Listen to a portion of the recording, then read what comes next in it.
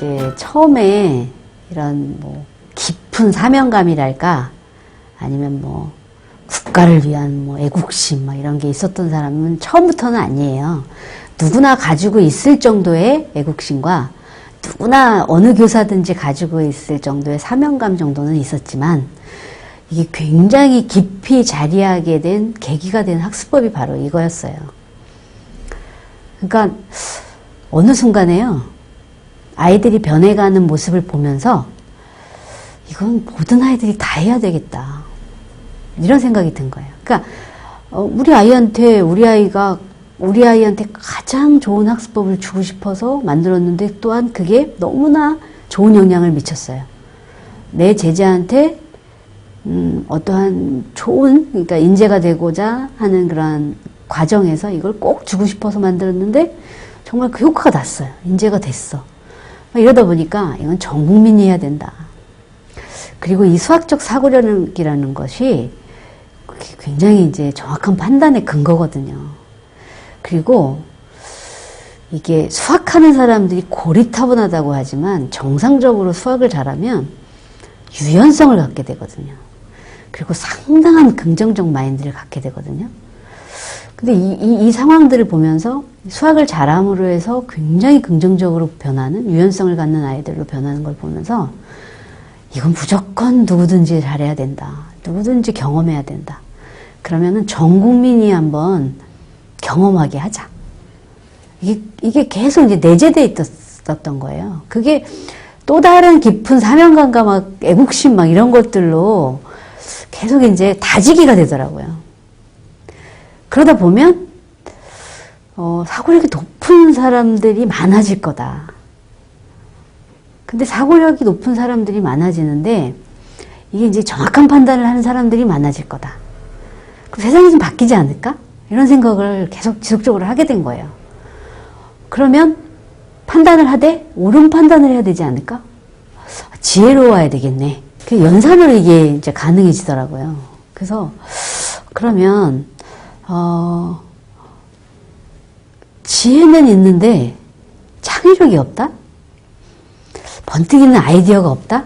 이러면 또 곤란하잖아요. 그럼 그것을 만드는 그런 베이스가 필요하잖아요. 그러니까 굉장히 다양한 사고력을 갖는 아이인데 순간순간 창의성이 발현되면서 번뜩이는 아이디어가 있어야 되는 거예요. 그러면 좀 더 나은 세상? 네. 처음부터 이 생각이 아니었다니까요. 그냥 그렇게 과정이 계속 그렇게 만드는 거고 그렇게 다짐하게 되는 거더라고요. 그래서 번뜩이는 아이디어로 옳은 판단을 하는 정말 큰 인재? 이런 인재가 좀 많아지는 그런 세상을 좀 만들자. 그러면서 이제 저는 그걸 계속 이제 비는 거죠. 신앙적으로 보면 기도라고 하는데 이제 기원하는 거예요. 바라는 거야, 바라는 거. 계속.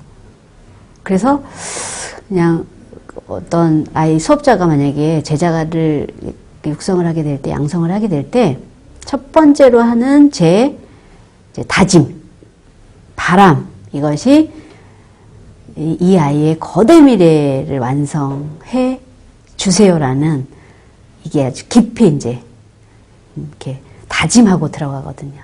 그게 예외는 없어요. 제가 가르치는 이제 제자가 처음에는 아이들이었고요. 중간에는 이제 조금 더 큰 아이들, 그러다가 다시 좀 어린 아이들, 그러다가 이제 학부모, 그러다가 이제 교사. 이제 대한민국에 사실 제 강의를 들은 교사들이 사실 너무 많거든요. 그리고 제 책을 본 또 교사들이 많을 테고요. 그러니까